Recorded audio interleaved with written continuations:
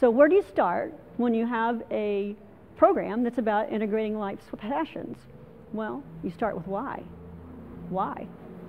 And that kicks us off for the first speaker tonight, Simon Sinek, in his talk, Start with Why.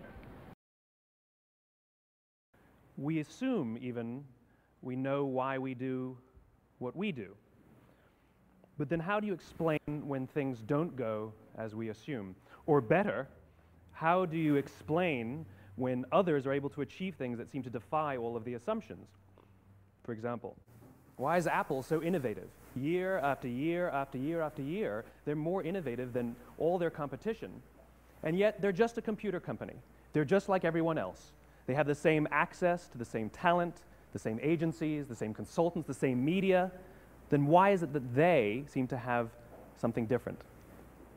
Why is it that Martin Luther King led the civil rights movement?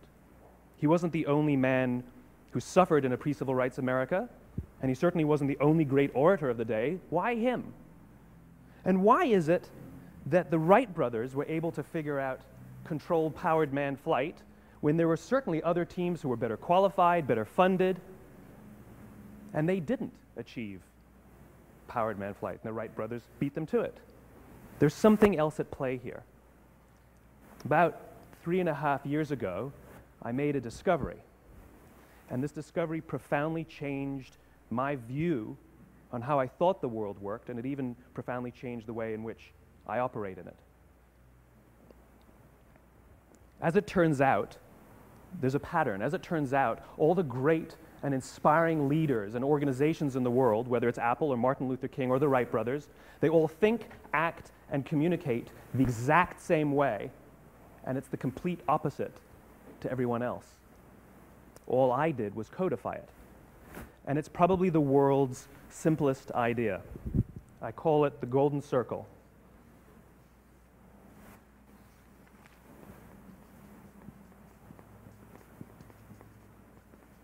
Why, how, what? This little idea explains why some organizations and some leaders are able to inspire where others aren't. Let me define the terms really quickly. Every single person, every single organization on the planet knows what they do, 100%. Some know how they do it, whether you call it your differentiating value proposition or your proprietary process or your USP. But very, very few people or organizations know why they do what they do. And by why, I don't mean to make a profit. That's a result. It's always a result. By why, I mean what's your purpose? What's your cause? What's your belief? Why does your organization exist? Well, as a result, the way we think, the way we act, the way we communicate is from the outside in. It's obvious. We go from the clearest thing to the fuzziest thing. But the inspired leaders and the inspired organizations, regardless of their size, regardless of their industry, all think, act, and communicate from the inside out. Let me give you an example. I use Apple because they're easy to understand and everybody gets it. If Apple were like everyone else, a marketing message from them might sound like this. We make great computers. They're beautifully designed, simple to use, and user-friendly. Want to buy one? Meh. And that's how most of us communicate. That's how most marketing is done, that's how most sales is done, and that's how most of us communicate interpersonally. We say what we do, we say how we're different or how we're better, and we expect some sort of behavior, a purchase, a vote, something like that. Here's our new law firm. We have the best lawyers with the biggest clients. We always perform for our clients, do business with us. Here's our new car. It gets great gas mileage. It has, leather seats. Buy our car. But it's uninspiring. Here's how Apple actually communicates. Everything we do, we believe in challenging the status quo. We believe in thinking differently. The way we challenge the status quo is by making our products beautifully designed, simple to use, and user-friendly. We just happen to make great computers. Want to buy one? Totally different, right? You're ready to buy a computer from me. All I did was reverse the order of the information. People don't buy what you do, people buy why you do it. People don't buy what you do, they buy why you do it. This explains why every single person in this room is perfectly comfortable buying a computer from Apple. But we're also perfectly comfortable buying an MP3 player from Apple, or a phone from Apple, or a DVR from Apple. But as I said before, Apple's just a computer company. There's nothing that distinguishes them structurally from any of their competitors. Their competitors are all equally qualified to make all of these products. In fact, they tried. A few years ago, Gateway came out with flat screen TVs. They're eminently qualified to make flat screen TVs. They've been making flat screen monitors for years. Nobody bought one. Dell came out with MP3 players and PDAs. And they make great quality products, and they can make perfectly well-designed products, and nobody bought one. In fact, talking about it now, we can't even imagine buying an MP3 player from Dell. Why would you buy an MP3 player from a computer company? But we do it every day. People don't buy what you do, they buy why you do it. The goal is not to do business with everybody who needs what you have. The goal is to do business with people who believe what you believe. Here's the best part. None of what I'm telling you is my opinion. It's all grounded in the tenets of biology, not psychology, biology. If you look at a cross-section of the human brain, looking from the top down, what you see is the human brain is actually broken into three major components that correlate perfectly with the golden circle. Our newest brain, our Homo sapien brain, our neocortex, corresponds with the what level. The neocortex is responsible for all of our rational and analytical thought and language. The middle two sections make up our limbic brains, and our limbic brains are responsible for all of our feelings, like trust and loyalty. It's also responsible for all human behavior, all decision-making, and it has no capacity for language. In other words, when we communicate from the outside in, yes, people can understand vast amounts of complicated information like features and benefits and facts and figures. It just doesn't drive behavior. When we communicate from the inside out, we're talking directly to the part of the brain that controls behavior, and then we allow people to rationalize it with the tangible things we say and do. This is where gut decisions come from. You know, sometimes you can give somebody all the facts and your figures, and they say, I know what all the facts and details say, but it just doesn't feel right. Why would we use that verb? It doesn't feel right. Because the part of the brain that controls decision-making doesn't control language. And the best we can muster up is, I don't know, it just doesn't feel right. Or sometimes you say you're leading with your heart, or you're leading with your soul. Well, I hate to break it to you, those aren't other body parts controlling your behavior. It's all happening here in your limbic brain, the part of the brain that controls decision-making and not language. But if you don't know why you do what you do, and people respond to why you do what you do, then how will you ever get people to vote for you or buy something from you, or more importantly, be loyal and want to be a part of what it is that you do? Again, the goal is not just to sell people who need what you have. The goal is to sell to people who believe what you believe. The goal is not just to hire people who need a job.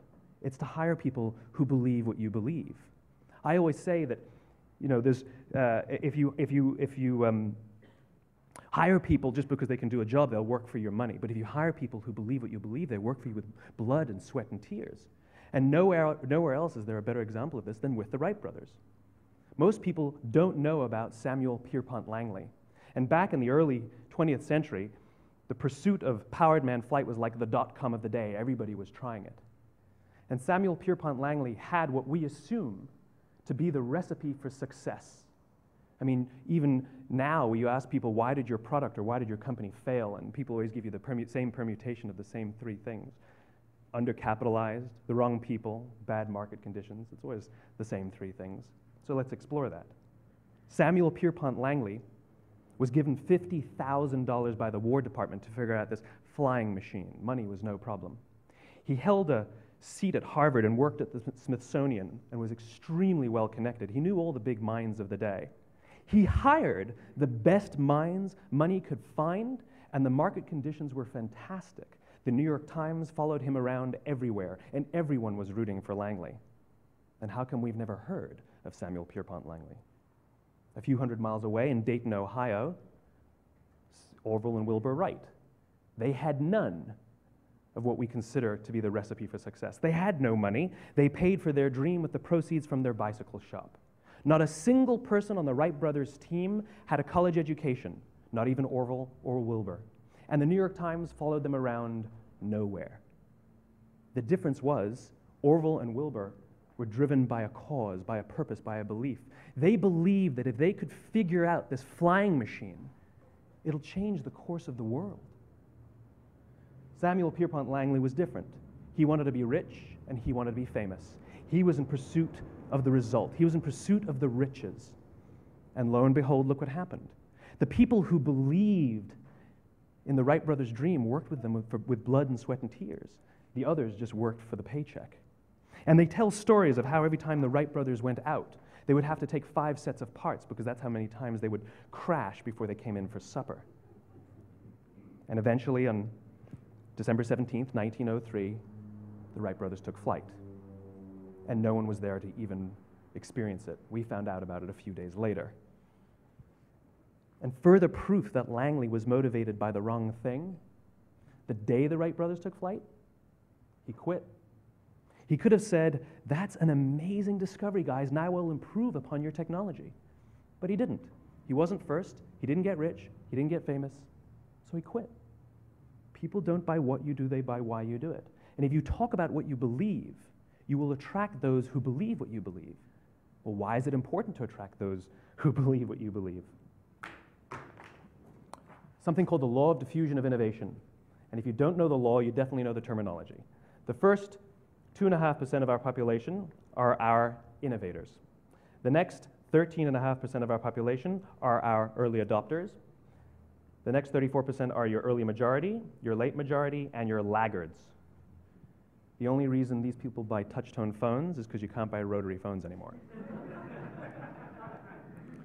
We all sit at various places at various times on the scale, but what the law of diffusion of innovation tells us is that if you want mass market success or mass market acceptance of an idea, you cannot have it until you achieve this tipping point between 15 and 18% market penetration, and then the system tips. And I love asking businesses, what's your conversion on new business? And they love to tell you, oh, it's about 10% proudly. Well, you can trip over 10% of the customers. We all have about 10% who just get it. That's how we describe them, right? That's like that gut feeling, oh, they just get it. The problem is, how do you find the ones that just get it before you're doing business with them versus the ones who don't get it? So it's this here, this little gap, that you have to close, as Geoffrey Moore calls it, crossing the chasm. Because you see, the early majority will not try something until someone else has tried it first. And these guys, the innovators and the early adopters, they're comfortable making those gut decisions. They're more comfortable making those intuitive decisions that are driven by what they believe about the world and not just what product is available. These are the people who stood online for 6 hours to buy an iPhone when they first came out, when you could have just walked into the store the next week and bought one off the shelf. These are the people who spent $40,000 on flat-screen TVs when they first came out, even though the technology was substandard. And by the way, they didn't do it because the technology was so great. They did it for themselves. It's because they wanted to be first. People don't buy what you do, they buy why you do it. And what you do simply proves what you believe. In fact, people will do the things that prove what they believe. The reason that person bought the iPhone in the first 6 hours, or stood in line for 6 hours, was because of what they believed about the world and how they wanted everybody to see them. They were first. People don't buy what you do, they buy why you do it. So let me give you a famous example, a famous failure and a famous success of the law of diffusion of innovation. First, the famous failure. It's a commercial example. As we said before a second ago, the recipe for success is money and the right people and the right marketing conditions, right? You should have success then. Look at TiVo. From the time TiVo came out about 8 or 9 years ago to this current day, they are the single highest quality product on the market. Hands down, there is no dispute. They were extremely well funded. Market conditions were fantastic. I mean, we use TiVo as a verb. I TiVo stuff on my piece of junk Time Warner DVR all the time. But TiVo is a commercial failure. They've never made money. And when they went IPO, their stock was at about $30 or $40 and then plummeted, and it's never traded above 10. In fact, I don't think it's even traded above 6, except for a couple of little spikes. Because you see, when TiVo launched their product, they told us all what they had. They said, we have a product that pauses live TV, skips commercials, rewinds live TV, and memorizes your viewing habits without you even asking. And the cynical majority said, we don't believe you, we don't need it, we don't like it, you're scaring us. What if they had said, if you're the kind of person who likes to have total control over every aspect of your life, boy, do we have a product for you. It pauses live TV, skips commercials, memorizes your viewing habits, etc., etc. People don't buy what you do, they buy why you do it, and what you do simply serves as the proof of what you believe. Now let me give you a successful example of the law of diffusion of innovation. In the summer of 1963, 250,000 people showed up on the Mall in Washington to hear Dr. King speak. They sent out no invitations, and there was no website to check the date.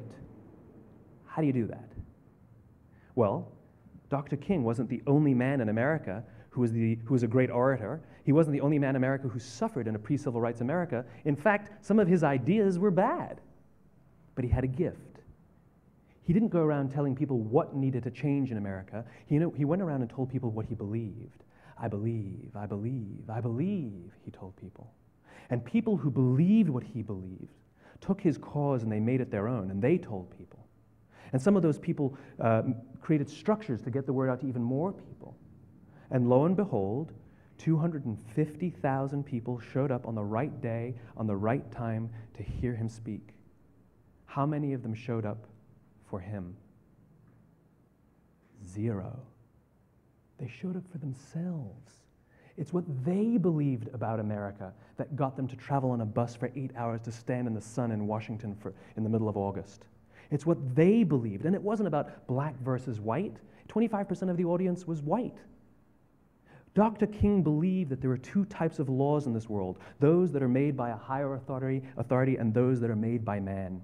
And not until all the laws that are made by man are consistent with the laws that are made by the higher authority will we live in a just world. It just so happens that the civil rights movement was the perfect thing to help him bring his cause to life. We followed not for him, but for ourselves. And by the way, he gave the I have a dream speech, not the I have a plan speech. Listen to politicians now with their comprehensive 12-point plans. They're not inspiring anybody. Because there are leaders and there are those who lead. Leaders hold a position of power or authority, but those who lead inspire us. Whether they're individuals or organizations, we follow those who lead not because we have to, but because we want to. We follow those who lead not for them, but for ourselves.